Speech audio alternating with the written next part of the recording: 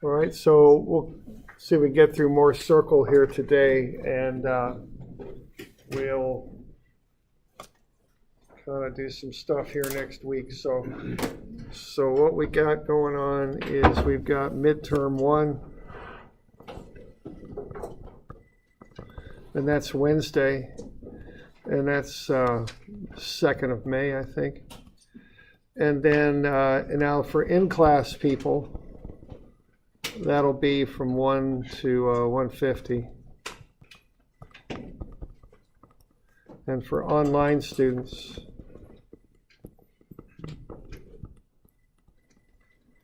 that'll be from 6 to 650. And then there's also a Mohrs circle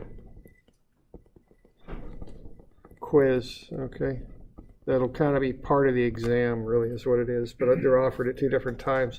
So that'll be Friday from 1 o'clock to 1:30 is what that'll be.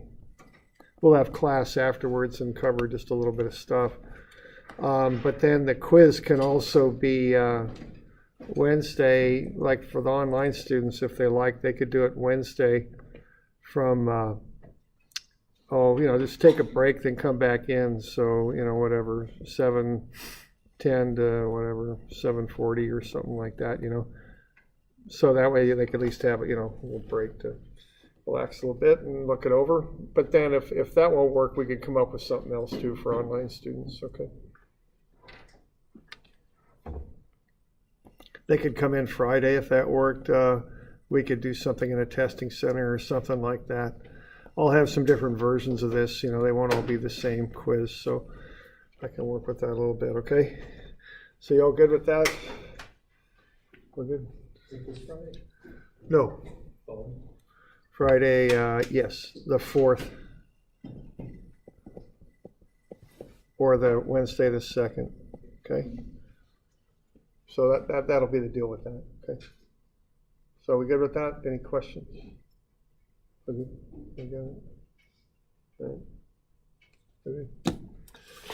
All right. And I'll get you a review and all that stuff, like what we do here with that. Okay. So let's kind of have a look here at Mohrs circle.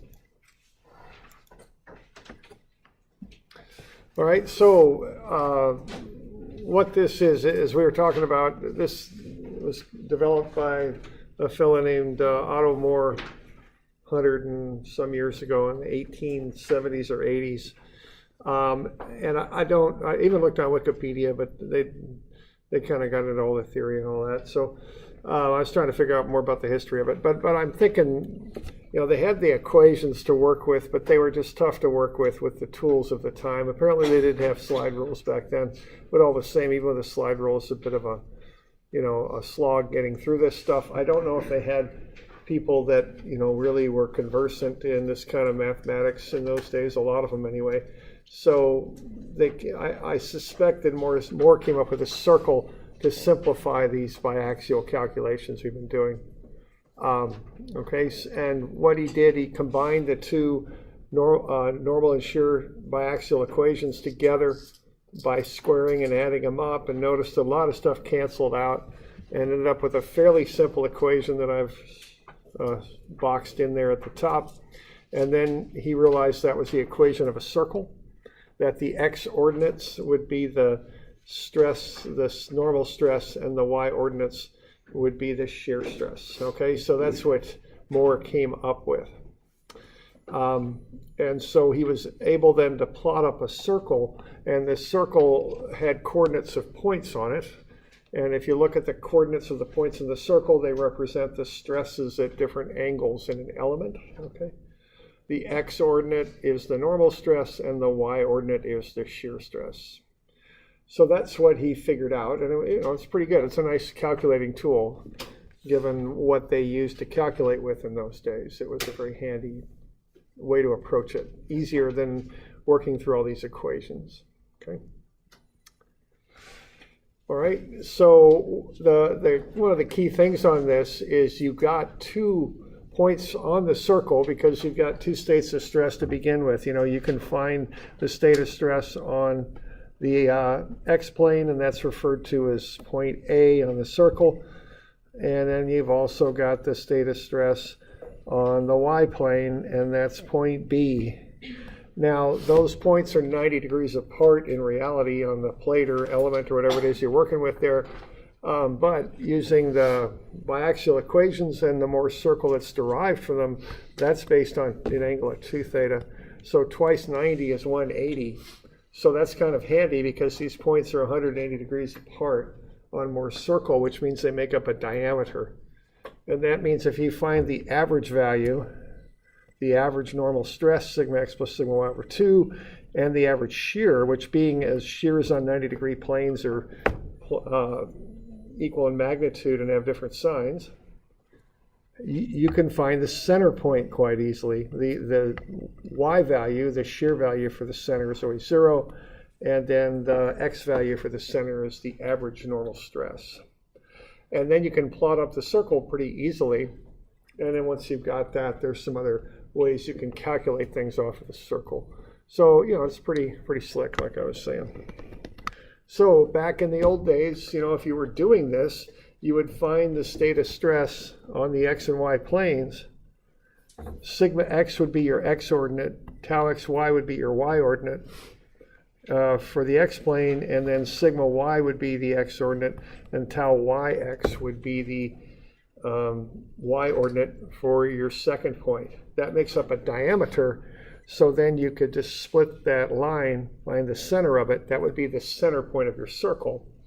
And then you could put the point of your compass in the center point, put the lead of your compass either on A and B, and then spin a circle, and you've got all the stresses that are occurring in that element at all the different angles just by plotting up that circle.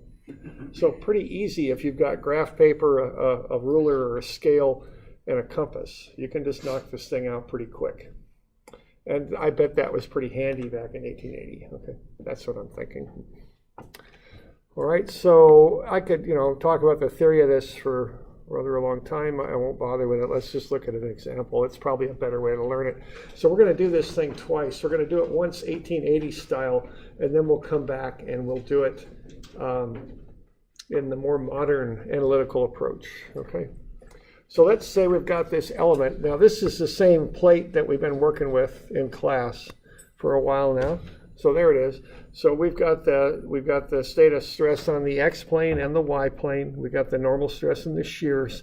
Let's find the maximum stresses in that element, and let's also find the state of stress on that angled element there, CDE. And let's do this with Mohrs circle, and let's do this old school, okay? So the first thing you would do is you would find points A, B, and C. Now A is just the state of stress on the x-plane, and B is just the state of stress on the y-plane. And that's all you got to do is just look at that diagram there and write down what the stresses are. Sigma is the x-ordinate, tau is the y-ordinate. Okay, so you just look at that thing and write them down, and that's about it, just like you've been doing already. When you find sigma x, sigma y, and tau xy, it's the same deal. Okay, so you just find sigma and tau for the x-plane, that's A point, sigma and tau for the y-plane, which is B. Remember, the shear on the y-plane will be the negative of the shear on the x-plane. Okay. All right, so it's looking a lot like negative 52. I think that's a negative 40 shear, isn't it? And then 90 and a positive 40 is what it's looking like to me. Am I doing okay with that? We got any questions on that bit? Okay. And then you just find the average for the point C. The shear for C is always 0 on account of how biaxial shear stress works, with the shears on the 90-degree planes being the negatives of each other. So it'll always 0 out for tau. Okay. So there's the kind of the first thing you do is get those points figured out. And as I say, A and B in reality are 90 degrees apart. the equations here in Mohrs circle are based on an angle of 2 theta. So on the circle, they're twice 90, 180 degrees apart, which means they're a diameter of the circle. Okay. So that's how that comes out to be. So then you plot up your points. Now, there's one funny little thing about this, and I'll get to why this is done, but the shear is positive downward. That's how that's done, okay? So shear is positive down when you plot this up, and I'll get to that, why that is here in a minute or two, but so we just got to remember that for now, okay? So what you would do then is plot up A, B, and C and just mark them on a graph paper. And, you know, if it's 1880, you could be doing this if you had graph paper. You don't need a calculator for any of this stuff. See, you know, it's not too bad. So you just plot them up. And then you put the needle of your compass at C, put the lead at A or B, and spin a circle, and you've got Mohrs circle, okay? Like so. Now, the funny thing again is that the shear is positive down. So notice I've got the axes on there. Tau is positive down, and then sigma is to the right. So those are the x and y axes, the sigma and tau axes. And I think you've already got the dang circle drawn up for you there, if I remember right. So we should be good with that. Okay. So there's the basics of the circle. Now, if you're designing something, I think what you're going to want to know are what are the maximum stresses. And see, you've got them, because what that circle is every possible stress in that plate that you're working with. So all you got to do is find the biggest tension stress, tensile stress, that's off to the right, and the biggest compressive stress is off to the left. And just find the 2 cardinal points of the circle, and those are the maximum stresses, okay? And that's all there is to it, okay? You've got the design stresses for whatever it is you're designing already, see?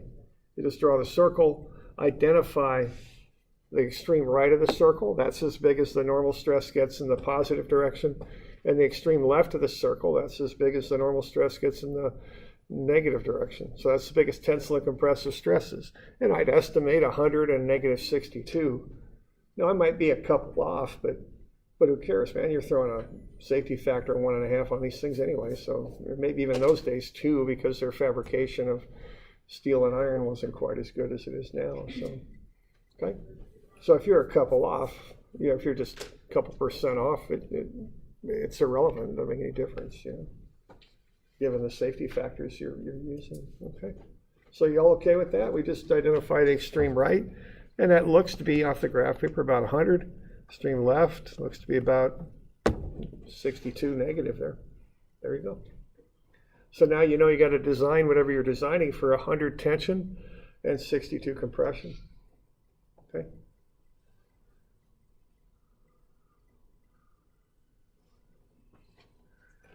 And then you can do the same thing with the shears. Top and bottom are the shears. Okay. I'm going to be, if the end plane shear governs, which in this case it does, I'm going to design this thing for 80 for shear.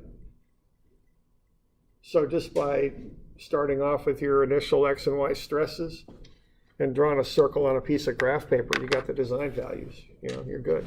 You don't have to do all this calculating. And again, I suspect that was one of the reasons to do this, you know, back in the day. So we got any questions on that bit? You doing all right?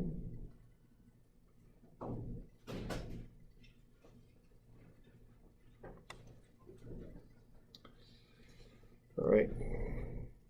Okay, now a little bit more involved stuff, but still easily done with the tools of the day. Okay, let's figure out, where does that principal plane lie? Where is it? Okay. And again, you don't need a calculator, you need a protractor.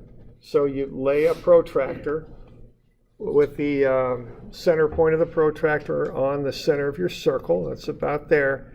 And then lay the 0 angle from that point to A. That's your starting line. And then from there, you measure to sigma 1. Okay? So this circle is like a big calculating device, is what it is. It's like a big graphical calculator. It's like Stonehenge, just not quite as big, okay? Same sort of thing.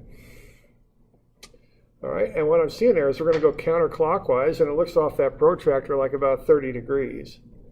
So if I go from A, which is the X plane, counterclockwise 30 degrees, that gets me to sigma 1.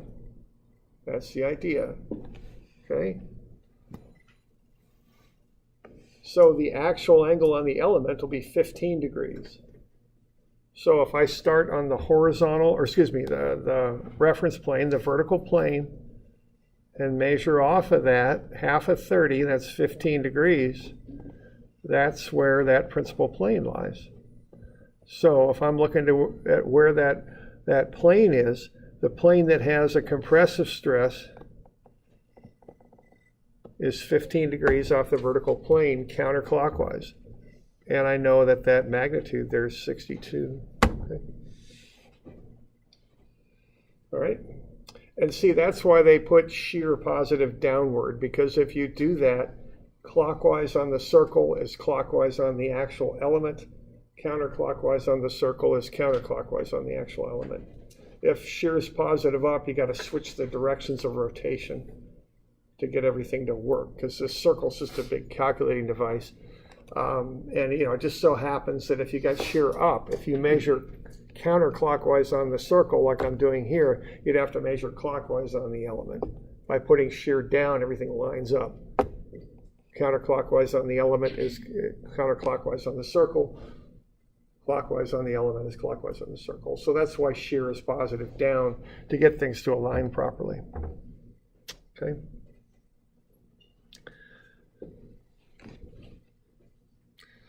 Okay, so that gets me to that first principal stress. Now, if I take that angle and I double it and I go 180 degrees further, that'll be 210 degrees. That'll get me to the second principal stress. That's 105 degrees. Dang it, did I label that dang thing right? Yeah, I did. Okay, good. So we got 15 degrees to the first one, 105 degrees to the second. So that's where that element comes from. See, that's 15 degrees. And then I've got 62 coming in this way. And then I've got tension going the other way. And that's, what was that, 100? Yeah, 100. Okay. So there's a sketch of those principal stresses. Remember, there's no shear on those planes. And notice on my circle, the y-ordinate on those points is 0. Okay.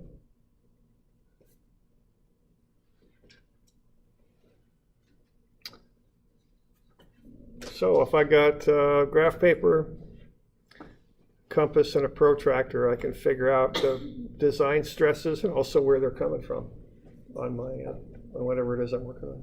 Okay.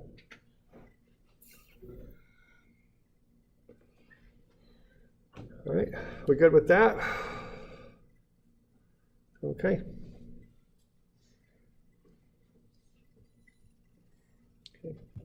All right, now let's figure out how to get to the maximum shear stresses.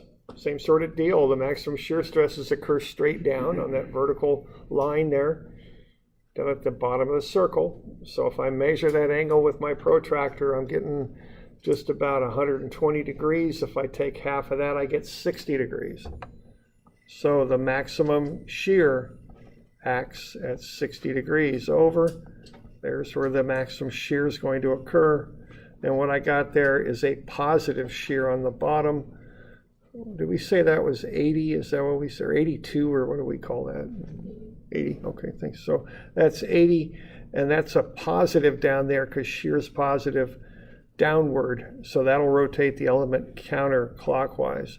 So those shears look like that. They both of those parallel planes have a shear on it to rotate it counterclockwise, and the other two meet in the corners.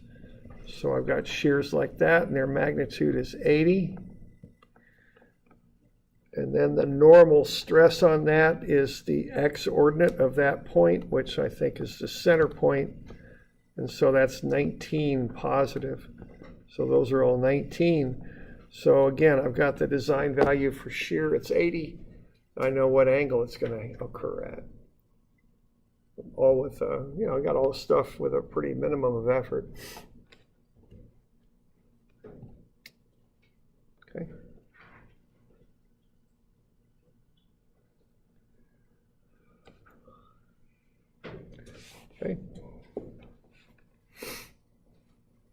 So those are the principal stresses, the design stress. Maximum tension, maximum compression, and maximum shear, and then the average normal stress. So I've got all that. You got any questions on that bit?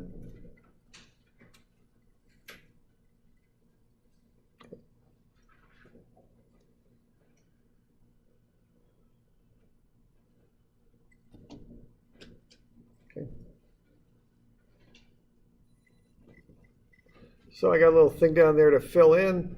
So we got the, let's see, what do we got here? We've got the middle line is what we got. And then we've got the angles at which they occur. So the negative 62 is at 15, the 100 is at 105, and the 80 shear is at 60. So I don't have the top row figured out yet, but I've got the bottom two rows. So just so we know what's what on there. So the maximum principal stress, minimum principal stress, I kind of mixed those up, but these are really kind of arbitrary. I could have switched these. I could have called this one 100. That might have been a better way to do it.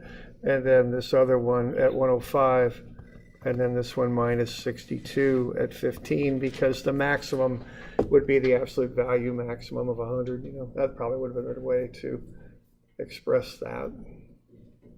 It occurs at 105, and the negative 62 occurs at 15. And then the maximum shear stress is at 80, and that occurs at 60 degrees. And then the average normal stress is 19.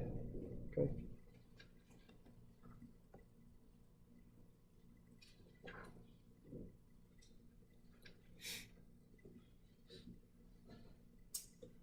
Any questions on that?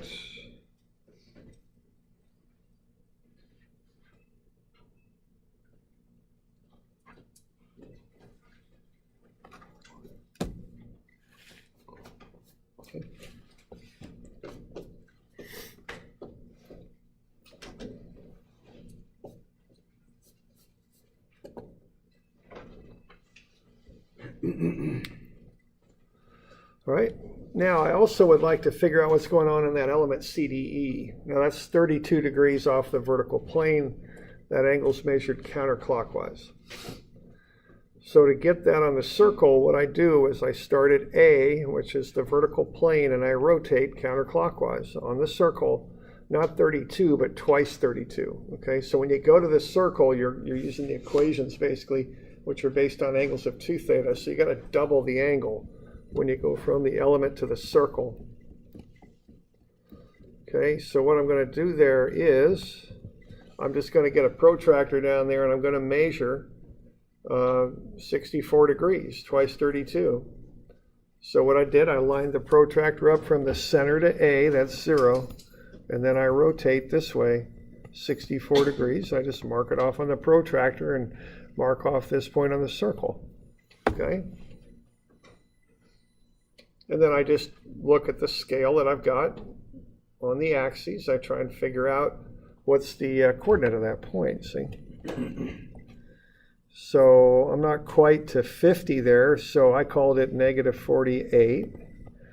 That's in the x direction. And then in the y, I'm going down, but remember, that's positive. And I'm let's see, I'm not quite to 50. Let's see what I called it. I called it 46 is what I called it, okay? So that's 46. Now, you might call it something a little different. I mean, I don't know, but, you know, when you look at it, you might call it something a little different, but that's fine. You know, this isn't an exact method, okay? So I just measure the angle, mark the point of the circle, and get the coordinates for it. And that's what's going on CD, okay?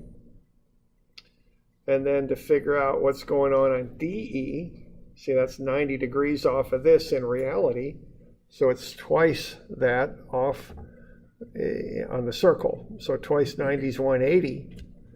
So to get the stress on DE, I just, the surveyor would call that shooting the line back. You know, I just kind of turn around and run the line the other direction. Find the intersection, And I would estimate that, again, I'm just estimating about 86 for the normal stress and negative 46 for the shear. Okay.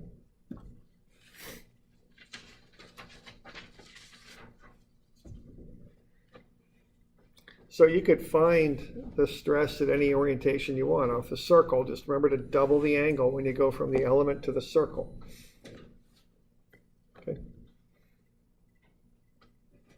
So when you go from the element to the circle, you double the angle.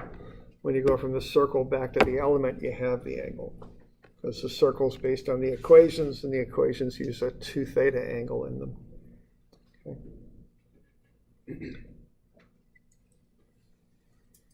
We're doing all right with that? Questions on that bit?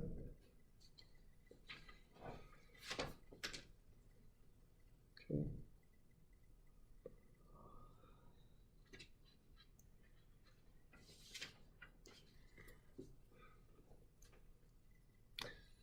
Okay.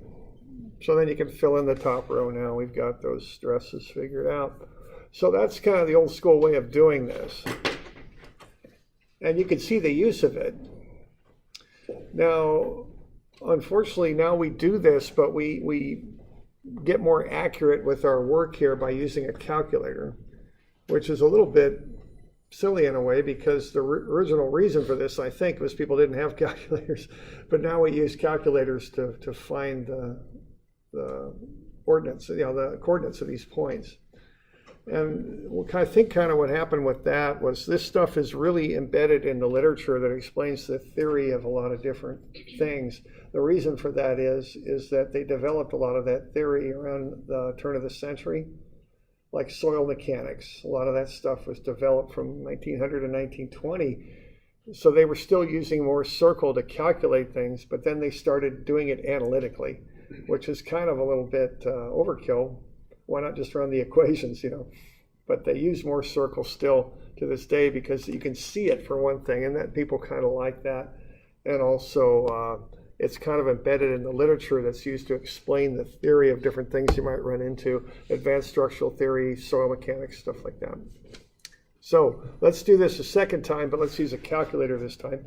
And this will have the advantage of our answers will be very accurate. It'll have a little bit of a disadvantage in that we're going to have to do a little bit more analytical mathematics to get this thing figured out. But same problem here. Let's just do it new school sort of way.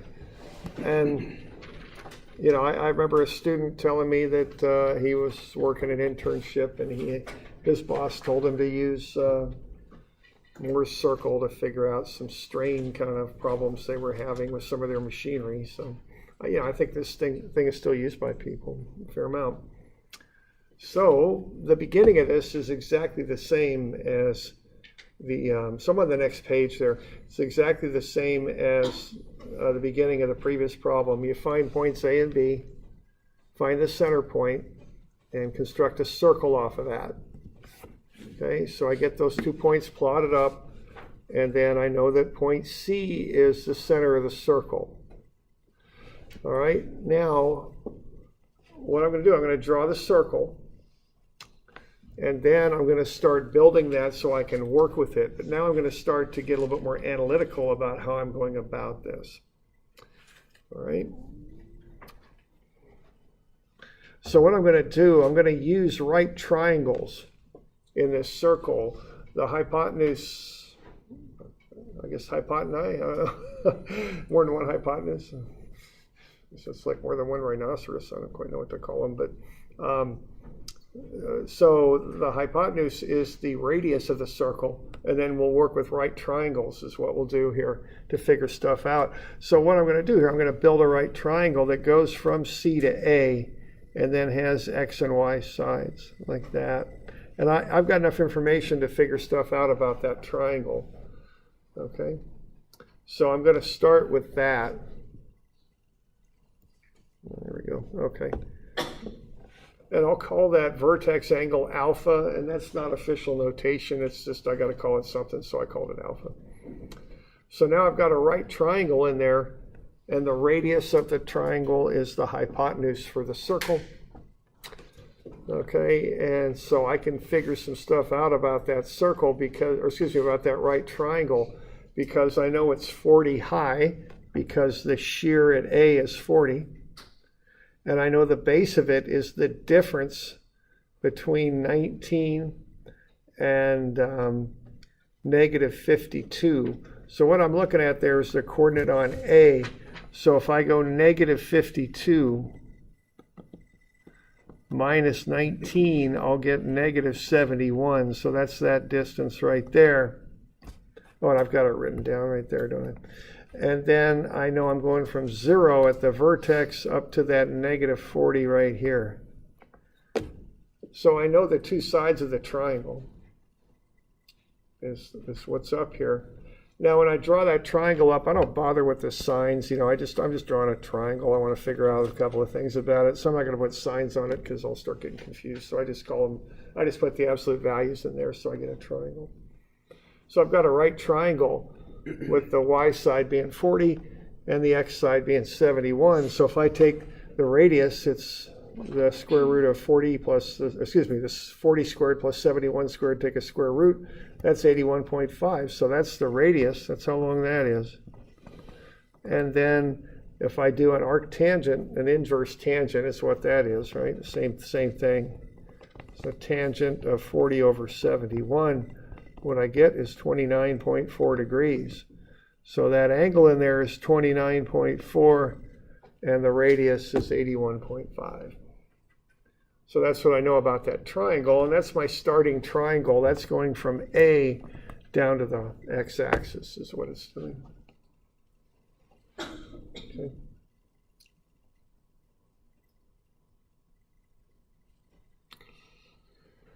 So now I know the radius. Okay, now so this is a little bit more work than just plotting up a circle on graph paper, but once I got that radius, I can find all the principal stresses. So we okay on finding this this stuff here, the radius and the angle and all that? Are we doing okay? All right.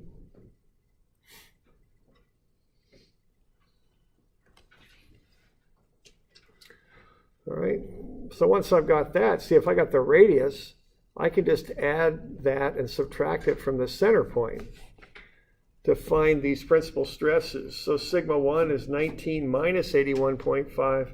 Sigma 2 is 19 plus 81.5. Because I know this center point here is 19, comma 0. And then I know that the radius is 81.5. So I can go ahead and run through that and find the value of sigma 1 over here, sigma 2 over there, and then the tau max will just be plus or minus the radius. So that'll get me those principal stresses. Just knowing the radius and the center point, I can figure out those principal stresses, okay? Also, I know the average normal stress is 19. Because that's the value of the center point of the circle.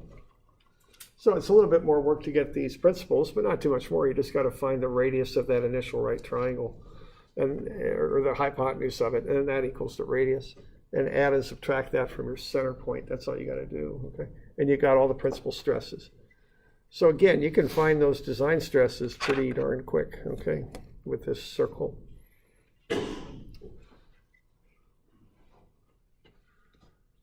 So we doing all right with that?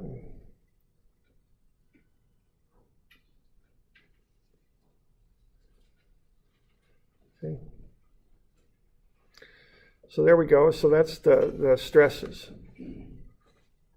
Okay. Now again, you can start to figure out the angles too, because they're actually already did. It's 29.4. So you can figure out the angle to these stresses also, just like we did earlier. It's going to be a little different. I think when we did this one with a protractor, we said that was 30. Actually, when we did the trig on it, it's 29.4. So that's what you get out when you do the trigonometry. You get more exact answers for whatever that's worth. So that angle from the A plane on the circle, which is point A on the circle, counterclockwise to that first principal stress, is 29.4. It's that vertex angle of the right triangle. Okay. Like so. So if I want to find the different angles to the different planes, I just take the angles off the circle and divide by 2 to get the actual angles to the planes. Okay, so I'm doing half of 29.4, that's 14.7. So it's quite a bit like what we had before. It's just an angle down there counterclockwise from the vertical reference plane, which is represented by point A on the circle. Instead of being that 15 that we had earlier, now it's 14.7. And then what do we got there for our extreme value for sigma 1? What do we get for that? What's that ordinate out there? 62 and 100.5, is that right? So we're pretty good there. 62 coming in like so. And then on the other plane, which is not 14.7, but 104.7, we've got a value there of, the heck was that? I'm sorry, I'm bouncing around here, but 100.5. So 62.5 and 100.5. There we go. So that's 62.5 and 100.5. Okay? So there are the principal stresses on a sketch. And notice they're quite close to what we estimated on graph paper, where I think we got 62 and 100. We're plenty good. Safety factor would certainly take care of that and much, much more, so we're good. And then the angle to the tau max plane is 59.7. So we had 60 degrees when we did it on graph paper. Now we got 59.7, no big deal there. And then we've got the shear values down here. We got a positive, looks to be 81.5, so positive rotates counterclockwise, right? So these are 81.5, and then we got the normal stresses on there as sigma average, which is 19. So those are all tensile, 19. Okay, so there you go. Yeah, we got values that are quite close to what we did graphically. We're just doing it trigonometrically now.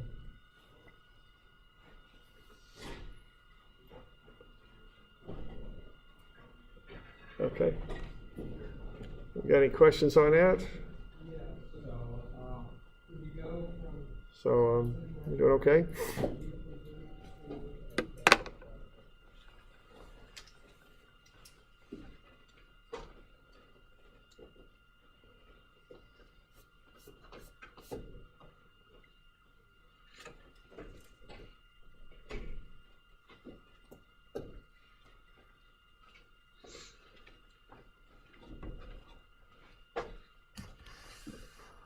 Questions on that? Okay.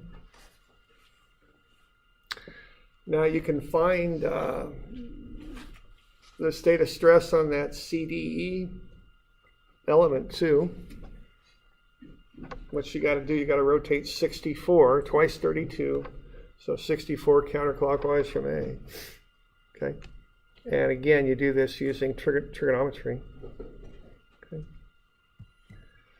So what we're going to do there is we're starting at an angle of 29.4, and we're going to rotate twice 32, which is 64. So 29.4 will get us down to the horizontal. So that's going to leave whatever the heck, 34.6. That's down below, right there. So we're going to end up with a right triangle that I'm showing below the x-axis there. And we know the hypotenuse of it is equal to the radius, and that's 81.5. And we know the vertex angle there's 34.6. So we can work with another right triangle. Now the last one we knew delta x and delta y, and we figured out the radius and the angle. This one we know the radius and angle, so we want to find delta x and y is what we want to do with this one, because that'll help us find the coordinate of that point, which will tell us the stress on plane CD. Okay.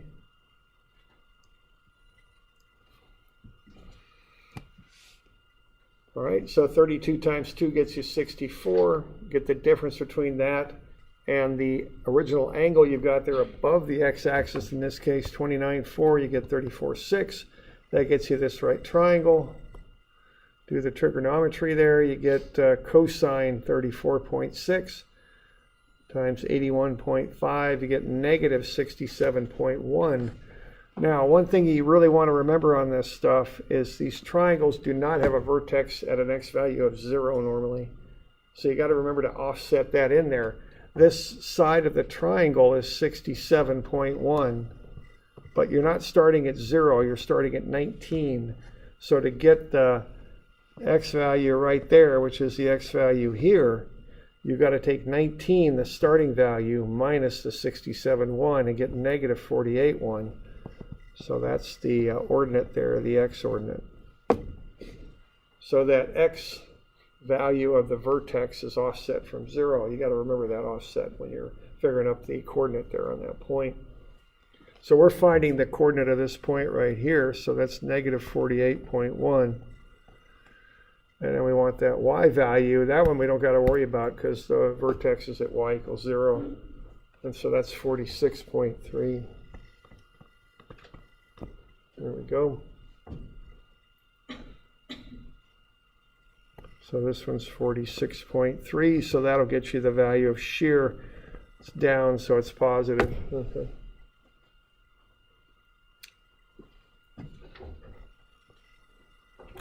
Okay. So that's how you can find the value of any stress in that element, using trigonometry. So that gets you the stress on CD at 32 degrees with the vertical plane, counterclockwise. So this is an alternate method to do these biaxial problems. It's still used today. It really is based on the equations. If you really kind of look at it, it's the same method, just presented graphically, really. That's what it is. Okay. And then, so we doing all right? We got questions on this stuff?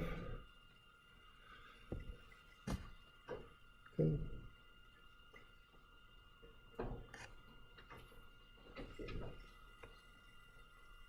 Okay, we can find the stress on DE also. See, that's DE up there. It's 90 degrees on the element, so twice 90 gets you 180. So on the circle, so just shoot it back and it's DE. The one on the lower left is CD. Okay, so you just keep them straight. So what you do to get DE is just take that line and shoot it back, or just extend it back, or whatever the heck you want to call it. Okay. So it's the same triangle, it's just kind of rotated around there 180 degrees. It has the same lengths of the sides, 67.1, 46.3, but it's got a different center point at 19. So 19 plus 67.1, that gets you 86.1. The shear is the same as the other, just has a different sign. It's up, so it's positive. Okay. All right, so that'll get you the value of sigma y1 and tau y1 x1.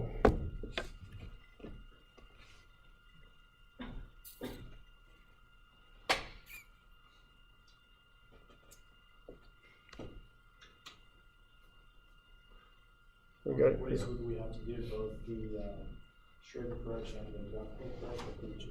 No, on the quiz, I'd have you do it trigonometrically. That's kind of the modern way of doing it, and that's what everybody will expect. So that's how I'd have you do it. And same thing with the homework, have you do it that way. Okay. And you'll see this again, both mechanical and civil types, you'll see this. So you want to get this kind of figured out. Okay.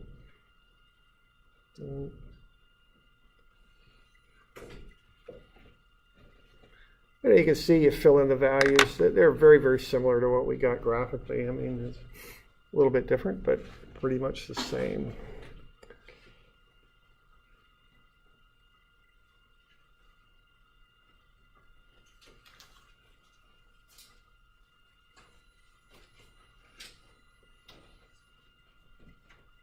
Any questions on that?